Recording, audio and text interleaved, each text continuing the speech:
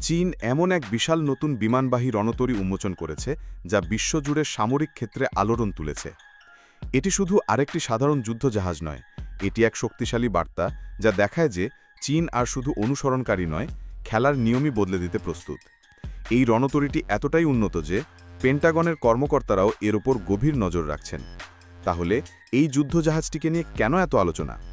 কিভাবে এটি বিশ্বজুড়ে নৌশক্তির ভারসাম্য পরিবর্তন করতে পারে? আসুন আজ জেনে নেই চীনের এই নতুন সুপার ক্যারিয়ার এবং এর ভয়ঙ্কর ক্ষমতা সম্পর্কে কিছু অবাক করা তথ্য।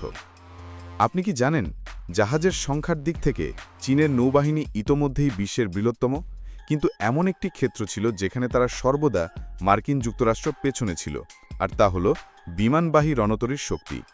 আমেরিকার কাছে যেখানে 11টিরও বেশি পারমাণবিক শক্তিচালিত সুপার ক্যারিয়ার রয়েছে, সেখানে চীনের এতদিন পর্যন্ত ছিল মাত্র 2টি ছোট পুরনো নকশার ক্যারিয়ার। কিন্তু সেদিন শেষ। চীনের আসল খেলা বদলে দিয়েছে তাদের তৃতীয় এবং নতুন রণতরী ফুজিয়ান। প্রায় 85,000 টনের এই দানবীয় জাহাজটি আমেরিকার সুপার ক্যারিয়ারের সমকক্ষ, কিন্তু এর আসল জাদু লুকিয়ে আছে এর উৎক্ষেপণ ব্যবস্থায়।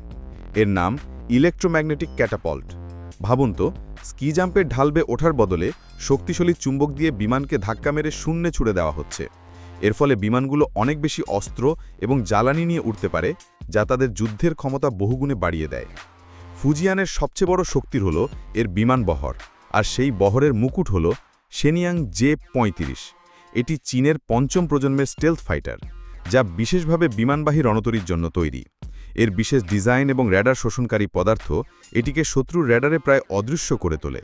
এই ক্ষমতার মাধ্যমে চীন এখন মার্কিন যুক্তরাষ্ট্রের সাথে সেই অভিজাত ক্লাবে যোগ দিল যাদের কাছে ক্যারিয়ার ভিত্তিক স্টেলথ যুদ্ধবিমান রয়েছে। একটি ক্যারিয়ার গ্রুপ কতটা শক্তিশালী তা নির্ভর করে সে কতটা দূর থেকে শত্রুকে দেখতে পায় তার উপর। এই কাজটি করার জন্যই রয়েছে শিয়ানকেজিপ-600। এটি হল নৌবহরের চোখ এবং কান। এর ওপরে থাকা বিশাল ঘূর্ণায়মান র্যাডারটি শত শত কিলোমিটার দূর থেকে একই সাথে কয়েক ডজন লক্ষ্যবস্তু ট্র্যাক করতে পারে, যার মধ্যে রয়েছে শত্রুর স্টেলথ বিমান এবং ক্রুজ মিসাইল। মজার ব্যাপার হলো, এই ভারী বিমানটি উৎক্ষেপণ করা কেবল ফুজিয়ানের শক্তিশালী ইলেকট্রোম্যাগনেটিক ক্যাটাপল্টের কারণেই সম্ভব হয়েছে। চীন শুধু ফাইটার জেটের উপরই মনোযোগ দেয়নি, তারা একটি সম্পূর্ণ যুদ্ধকালীন ইকোসিস্টেম তৈরি করেছে। তাদের জে-15ডি ইলেকট্রনিক যুদ্ধবিমান শত্রুর র্যাডার জ্যাম করে তাদের অন্ধ করে দিতে পারে। অন্যদিকে হারবিন জি-20F হেলিকপ্টার হল ডুবোজাহাজ শিকারী, যা পানির নিচে লুকিয়ে থাকা বিপদ থেকে পুরো নৌবহরকে রক্ষা করে। ফুজিয়ানই শেষ নয়। স্যাটেলাইট চিত্রে দেখা গেছে চীন ইতোমধ্যেই তাদের পরবর্তী প্রজন্মের রণতরী, সম্ভবত টাইপ 04 তৈরির জন্য নতুন ক্যাটাপল্ট সিস্টেমের পরীক্ষা চালাচ্ছে। এর পাশাপাশি তারা এমন কিছু রহস্যময় নতুন জাহাজও তৈরি করছে যা হয়তো ড্রোন বা হেলিকপ্টার বহন করবে এবং আঞ্চলিক সংঘাতে গুরুত্বপূর্ণ ভূমিকা পালন করবে। সুতরাং এটা স্পষ্ট যে চীন আর শুধু একটি আঞ্চলিক শক্তি নয়, তারা একটি সম্পূর্ণ আধুনিক এবং স্বয়ংসম্পূর্ণ নৌ সামরিক শক্তি গড়ে তুলছে, যা বিশ্বের যে কোনো প্রান্তে তার ক্ষমতা প্রদর্শন করতে সক্ষম।